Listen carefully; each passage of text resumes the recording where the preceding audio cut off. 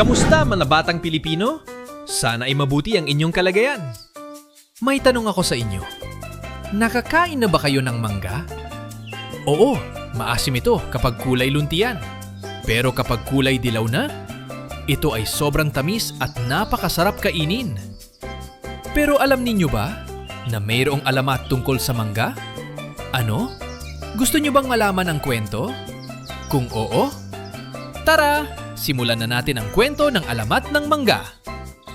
Noong unang panahon, sa isang payapang baryo na napapalibutan ng mga bukirin, may nakatirang isang batang babae na ang pangalan ay Mayumi.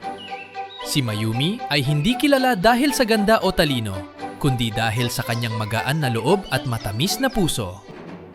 Kapag siya ang kasama, gumagaan ang pakiramdam ng lahat. Ang kanyang ama na si Mang Isko ay isang masipag na magsasaka at ang kanyang ina na si Aling Amihan ay mahinahon at mapagkalinga.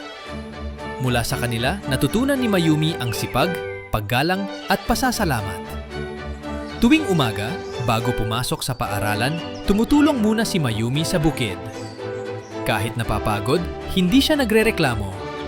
Madalas niyang sabihin, mas masarap po ang pahinga kapag may napaglingkuran. Isang taon, dumating ang matinding taginit.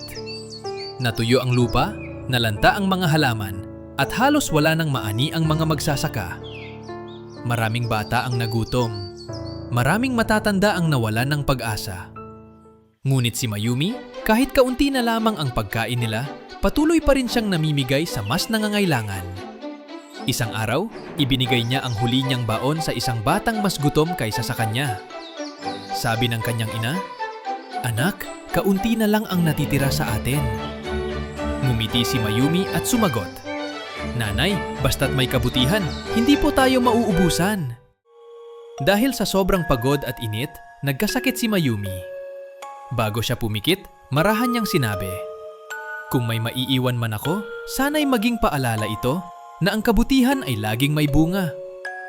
Pagkaraan ng ilang araw, sa tabi ng bukid kung saan madalas umupo si Mayumi, may tumubong munting puno.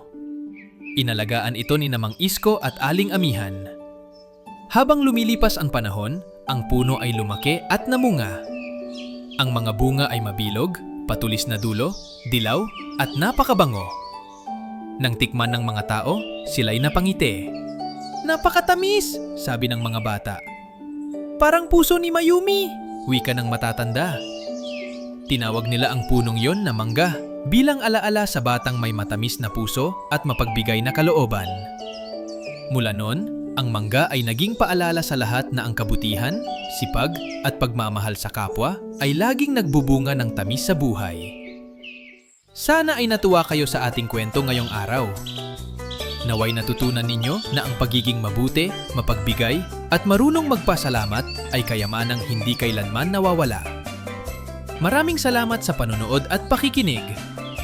Kung nagustuhan ninyo ang ating kwento, huwag kalimutang mag-like at subscribe dito sa Batang Pilipino TV.